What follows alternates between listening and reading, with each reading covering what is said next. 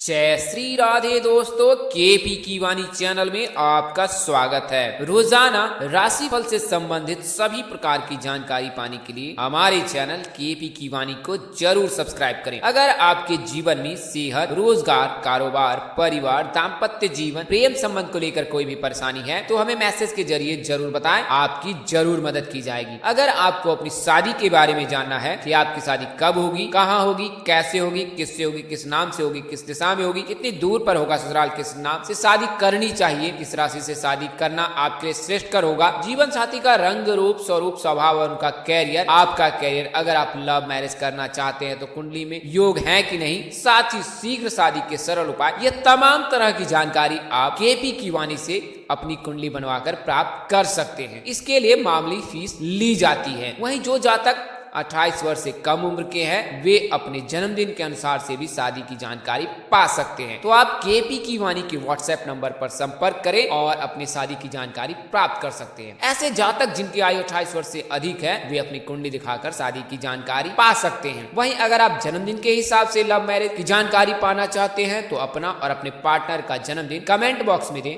अथवा आप व्हाट्सएप करें, हम आपको त्वरित जानकारी देंगे। अगर आप व्हाट्सएप पर संपर्क करते हैं और आपको जन्मदिन के अनुसार से यह बताएंगे कि आपकी शादी के योग है या नहीं। अगर रिप्लाई करने में देरी होती है तो आप निराश बिल्कुल ना हो, क्योंकि आपको जवाब जरूर दिया जाएगा। तो आपको नंबर मैं बता देता हूँ केपी की वाणी से संपर्क करने के लिए 8521835670 8521835670। तो आप इस नंबर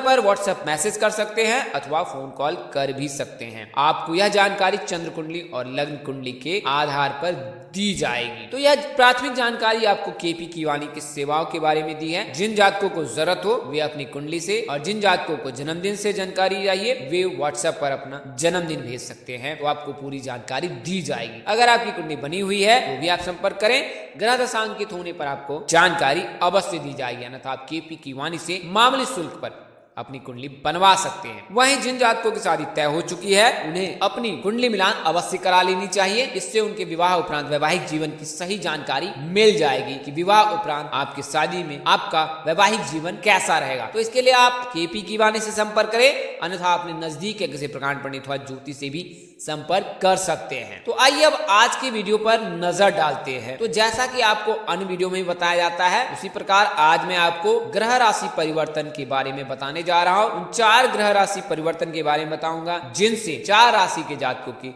शादी के योग 15 जनवरी से लेकर 30 जनवरी के मध्य बिल्कुल ही है और 100% ही है। उससे पहले आपको कुछ प्राथमिक जानकारी विवाह संबंध को लेकर देना चाहता हूं, जिसे आप स्वयं भी जान सकते हैं। तो इसमें आपको कुंडली के आधार पर आपको आपकी शादी कब होगी, कितनी दूर पर होगी और आपको कैसा जीवन साथी मिल सकता है इसकी जानकारी दूंगा। इसके पश्चात मैं आपको ग्रह राशि परिवर्तन और फिर आपको उन 4 राशियों के बारे में बताऊंगा। तो आइए पहले कुंडली के हिसाब से यह जान लेते हैं कि आपकी शादी कब होगी। तो ज्योतिष शास्त्र में कुंडली को सटीक गणना के लिए देखा जाता है, यानी कि अगर आपकी शादी नहीं हो रही है, देर हो रही है, तो आप किसी ज्योतिष से संपर्क करते हैं तो ज्योतिष आपको कुंडली दिखाने के लिए या कुंडली देखने की बात करते हैं। उनको कुंडली से आपके विवाह की सही जानकारी मिल जाती है। इसके लिए ज्योतिष हमेशा कुंडली दिखाने और बनवाने की बात करते हैं। आप अपने नजदीक में भी किसी प्रकांड पंडित अथवा ज्योतिष से कुंडली बनवा सकते हैं, लेकिन विवाह की जानकारी अवश्य ले। विवाह घर में क्या ग्रह दशा है, किस राशि की दृष्टि है, किस ग्रह की दृष्टि है, कौन सी राशि उपस्थित है और किसकी युति बन रही है, यह सभी जानकारी आपको लेनी चाहिए। अगर आप यह सही जानकारी उनसे लेते हैं तो आप केपी की वाणी से संपर्क कर भी अपनी कुंडली दिखवा सकते हैं। अन्यथा कई ऐसे ज्योतिष होते हैं जो केवल प्राथमिक कुंडली बनाकर आपको दे देते हैं, उसमें विवाह की गणना पूरी तरह से नहीं होती है। इससे आपको अधूरी जानकारी प्राप्त होती है और फिर आप एक ज्योतिष से दूसरे ज्योतिष, फिर तीसरे ज्योतिष के पास जाते हैं और आप मन में यह शिकायत रहती है कि शायद ज्योतिष की जानकारी अधूरी है, अस्पष्ट है और उन्होंने सही जानकारी नहीं दी। अन्यथा आपके मन में यह भ्रम पैदा हो जाता है कि ज्योतिष गणना बिल्कुल गलत है। तो इस तरह के जो विचार है मन में बिल्कुल ना रखे। ज्योतिष गणना 100% सटीक है, लेकिन उसके लिए आपको सही ज्योतिष के पास जाना चाहिए और सही ज्योतिष से संपर्क कर सही कुंडली बनवाकर सही कुंडली ग्रह दशा अंकित करवाकर जानकारी पाना चाहिए। तो फिर आपको सटीक और सत्य जानकारी मिल जाएगी। हमने कई ऐसे जातकों की कुंडली बनाई है और उसके हिसाब से उनको जानकारी दी है, उनमें कई जातकों के विवाह के योग 2021 में थे तो उनकी शादी हो भी गई है। तो आप उनसे संपर्क भी कर सकते हैं और इस बात को सत्यापित भी करवा सकते हैं। तो यह तो मैंने आपको बताया है कुंडली के प्राथमिक के लिए कि आपको किस तरह से कुंडली बनानी चाहिए। आइए अब आपको जानकारी देता हूं। तो अगर कुंडली के 7वें घर में राहु उपस्थित हो तो 27 साल के बाद शादी के योग बनते हैं। अगर मंगल उपस्थित हो, मंगल आंशिक हो तो 27 वर्ष तक, अगर प्रबल हो तो 28 के बाद तक, अधिकतम 37 वर्ष तक मांगलिक जातक की शादी होती है। अगर 7वें घर में शनि हो तो 30 साल से शादी के योग बनते हैं। अगर दृष्टि भी हो तो भी 30 साल से शादी के योग बनते हैं। अगर गुरु शनि की युति लग जाए तो शादी में देर होती है, लेकिन गुरु शनि अगर उपस्थित हो जाए तो योग बनने लगते हैं। शनि के रहने पर जान पहचान, घर परिवार, मध्यस्थ व्यक्ति के चलते शादी में देर होती है। वहीं केतु के रहने पर गुप्त शत्रु के चलते शादी में देर होती है। तो आपने मांगलिक कार्य की जानकारी किसी से भी साझा नहीं करनी है। अपने माता पिता को भी इस बारे में इत्तला करें, यानी कि उन्हें सूचित करें। वहीं अगर आप माता पिता है तो आपने यह एक बात गांठ में बांध देना है कि आपने कभी भी मांगलिक कार्य की जानकारी किसी से शेयर नहीं करनी है। जब शादी तय होगी और जिस दिन होगी उस दिन की जानकारी सबको स्वयं हो जाएगी। तो आपने यह बताना नहीं है पहले से। आपने थोड़ा सा सब्र रखना है, धीरज रखना है और ईश्वर का शुक्र करना है कि आपने अपने बेटे या बेटी की शादी तय कर ली है। तो अगर मंगल रहे तो 28 वर्ष, राहु रहे तो 27 वर्ष, शनि रहे तो 30 वर्ष, केतु रहे तो 30 वर्ष से शादी के योग बनते हैं। वहीं बुध रहे तो 20वें वर्ष से शादी के योग बनने लगते हैं। गुरु रहे तो 24वें वर्ष तक शादी हो जाती है। चंद्रमा रहने पर 25 वर्ष तक शादी होती है, लेकिन चंद्रमा के रहने पर मनचाहा जीवन साथी मिलता है। इसलिए मैं हमेशा सलाह देता हूं कि भगवान शिव जी को आप सोमवार और शुक्रवार के दिन दूध का अर्घ दे। इससे चंद्रमा मजबूत होगा। चंद्रमा के मजबूत रहने से बुद्धि विवेक में वृद्धि होती है, साथ ही आपको मनचाहा जीवन साथी मिलता है। शुक्र को लड़कों की शादी के कारक माने जाते हैं, सुंदरता की देवी कहा जाता है। तो शुक्र के मजबूत रहने से शादी शीघ्र हो जाती है लड़कों की। तो शुक्र के रहने पर 26वें वर्ष से शादी के योग बनते हैं। और बात करें सूर्य के रहने पर, तो सूर्य पे अगर किसी नकारात्मक यानी अशुभ ग्रह की दृष्टि नहीं है तो 27 वर्ष से शादी के योग बनते हैं। अगर कोई अशुभ ग्रह के साथ संयोग बना रहा है, युति बना रहा है सूर्य के साथ, तो शादी में बहुत देर होती है। तो यह जानकारी आपको कुंडली के आधार पर दी गई है। आप स्वयं भी इसकी जानकारी ज्ञात कर सकते हैं। अगर इसके बावजूद आपको समझने में देर हुई है, दिक्कत हुई है, तो आप अपनी कुंडली भेजें, हम आपको निःशुल्क जानकारी देंगे। अगर आपकी कुंडली बनी होगी तो अगर उसमें ग्रह दशा अंकित होगी तो मैं आपको निःशुल्क जानकारी दूंगा कि आपकी शादी कब होगी। हालांकि पूर्ण जानकारी उसमें नहीं दे पाऊंगा क्योंकि उसमें पूर्ण जानकारी नहीं रहती है। अब आइए जानते हैं कि कैसा होगा जीवन साथी। तो अगर सूर्य बैठा है विवाह घर में तो जीवन साथी का रंग गेहुआ होता है। सामान्य कदकाठी का वो जातक हो सकता है, वाणी उनकी गंभीर हो सकती है और चेहरे पर ओज, व्यवहार में क्रोध हो सकता है, यानी चेहरे पर चमक हो सकती है सूर्य के समान। और मन मस्तिष्क में गुस्से वाला हो सकता है क्योंकि सूर्य जो हमेशा जलता रहता है। अगर कुंडली के विवाह घर में 7वें घर में यानी कि विवाह घर में चंद्रमा उपस्थित है तो आपको मनचाहा जीवन साथी मिलेगा। सुंदर गौर वर्ण का पति प्राप्त होगा, गौर वर्ण की पत्नी प्राप्त होगी, उनकी आंखें बड़ी बड़ी होगी, व्यवहार में सौम्यता एवं शीतलता हो सकती है कुंडली के 7वें घर में यानी विवाह घर में चंद्रमा के रहने से। बात करें कि अगर मंगल उपस्थित है तो जीवन साथी क्रोधी और उग्र स्वभाव का होगा क्योंकि मंगल जो है क्रोध को परिभाषित करता है। इससे क्या है, जीवन साथी हमेशा ही आपका उग्र ही रहेगा। बात करें कि अगर बुध है तो बुध के रहने पर बहुत ही समझदार, सुंदर और बातचीत की कला में निपुण व्यक्ति मिल सकता है आपको आपका जीवन साथी। वहीं गुरु के रहने पर गोरे रंग का आपका जीवन साथी मिलेगा। अगर आप लड़के हैं तो खूबसूरत लड़की मिलेगी और अगर लड़की हैं तो आपको गोरे रंग का पति मिल सकता है। इनकी चेहरे पर पीली आभा सूर्य के समान चमकती रहेगी। आइए अब ग्रह राशि परिवर्तन के बारे में जानते हैं। तो जैसा कि आपको पता है कि अभी खरमास का समय चल रहा है, 14 जनवरी तक जो है खरमास है। इस दौरान कोई भी शुभ कार्य नहीं किए जाते हैं। जब खरमास समाप्त होगा और सूर्य जो है मकर राशि में प्रवेश करेंगे और मकर संक्रांति आएगा, उसके बाद से जो है सूर्य उत्तरायण हो जाएगा और फिर शुभ कार्य किए जाएंगे। तो 14 जनवरी से लेकर 30 जनवरी के मध्य यानी कि 15 जनवरी से शुभ कार्य किए जाएंगे और इस दौरान आपके विवाह के योग बनेंगे। तो कैसे योग बनेंगे, तो आपको पहले ही बताया कि ग्रह राशि परिवर्तन करता है तो जातकों पर शुभ और अशुभ प्रभाव डालता है। उसकी दृष्टि, ग्रह की दृष्टि अगर सकारात्मक रहती है तो आपके जीवन में सकारात्मक शक्ति का संचार होता है, बिगड़े काम बन जाते हैं। तो इस गणना के आधार पर मैं आपको हर दिन एक नया वीडियो देता हूं और उसमें जानकारी देता हूं कि इस राशि परिवर्तन से इन राशियों के योग बन रहे हैं, जो कि 100% सत्य रहती है। यह व्यक्ति विशेष पर निर्भर नहीं करता है, इसके लिए आपको कुंडली दिखाना अनिवार्य है। जैसा कि आपको बताया हूं कि कुंडली में अगर इस प्रकार का कोई दोष होता है तो मार्स यानी कि जो मंगल है वो 16 जनवरी 2022 को 40 दिनों के लिए ग्रह राशि परिवर्तन कर रहा है और धनु राशि में प्रवेश कर रहा है। इस वजह से धनु राशि के जातकों के लिए शुभ योग बना रहा है।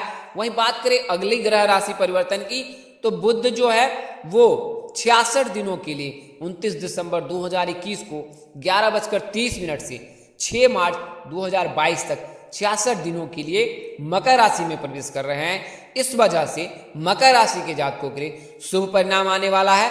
बात करें अगले ग्रह राशि परिवर्तन की, तो सूर्य जो है वो 14 जनवरी को मकर राशि में प्रवेश करेंगे। आपको पहले भी बताया कि मकर संक्रांति सूर्य के राशि परिवर्तन से होता है, यानी सूर्य धनु से निकलकर मकर राशि में प्रवेश करते हैं तो मकर संक्रांति उस दिन मनाया जाता है। तो 14 जनवरी को दोपहर में 2:29 पर जो है सूर्य जो है मकर राशि में प्रवेश करेंगे और 13 फरवरी 2022 को प्रातः काल 3:27 तक जो है देर रात मकर राशि में ही रहेंगे।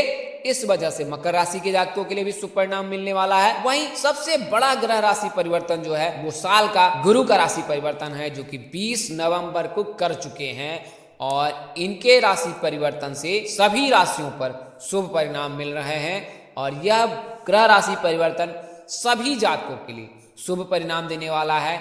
कैरियर, कारोबार में भी आपको तरक्की, उन्नति मिल सकता है। तो जो है गुरु का जो राशि परिवर्तन है वो 143 दिनों के लिए हुआ है। 20 नवंबर से लेकर 13 अप्रैल तक जो है गुरु राशि परिवर्तन कर कुंभ में प्रवेश कर चुके हैं और मार्गी हो गए हैं। इस वजह से कुंभ राशि, सिंह राशि, मीन राशि, धनु राशि, इन सभी राशियों के शुभ योग बन रहे हैं, विवाह के योग बन रहे हैं। बात करें शुक्र का, तो शुक्र के राशि परिवर्तन से जो है धनु राशि के जातकों के लिए शुभ परिणाम मिल रहा है, क्योंकि इनके राशि स्वामी गुरु हैं और शुक्र के प्रवेश करने से कहीं ना कहीं कई जातकों को शुभ परिणाम मिलेगा।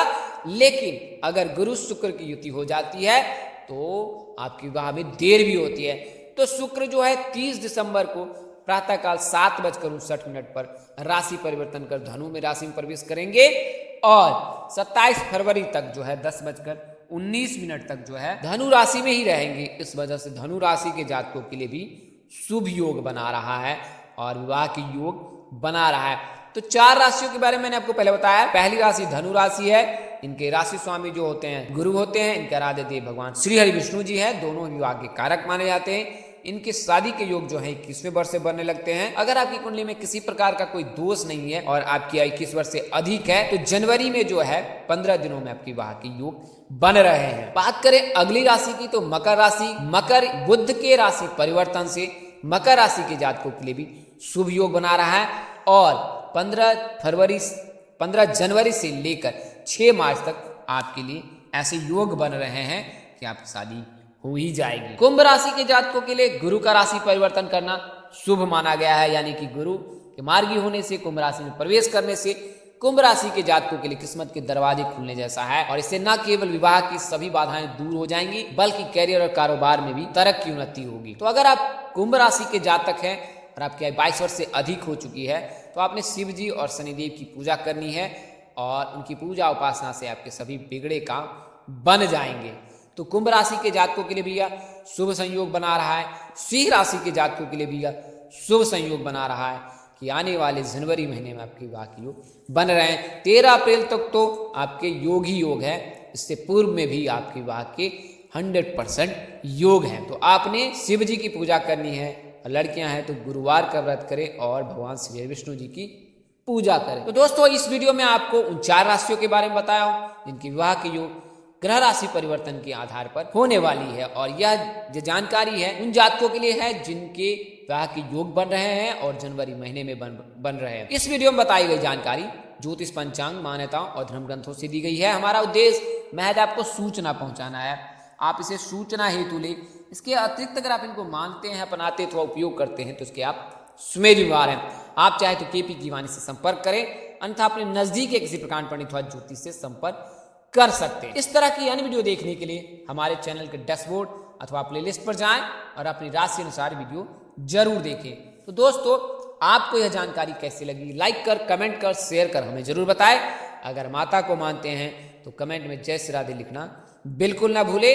देखना आपको कोई ना कोई गुड न्यूज अवश्य मिलेगा।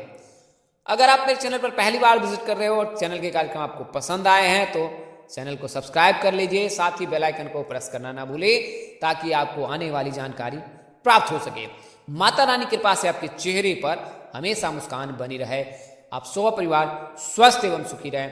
आप सभी के प्यार और स्नेह के लिए आप सबको हृदय से धन्यवाद करता हूँ। आप लोग इसी तरह हमारे साथ जुड़े रहें। इन्हीं शुभकामनाओं के साथ आपसे विदा लेता हूँ कि जल्द एक नए वीडियो और एक नई जानकारी लेकर आपके समक्ष हाजिर होऊंगा। तब तक के लिए इस नाचीज दोस्त को इजाजत दे। आप जहां रहे मस्त रहे, स्वस्थ रहे, व्यस्त रहे। माता रानी का असीम कृपा पर बनी रहे। परमपिता परमेश्वर आपको सद्बुद्धि, सत्मार्ग और आगे बढ़ने की शक्ति दे। नमस्कार, जय श्री राम दोस्तों, जय श्री कृष्णा, जय माता दी, जय वाहिगुरु।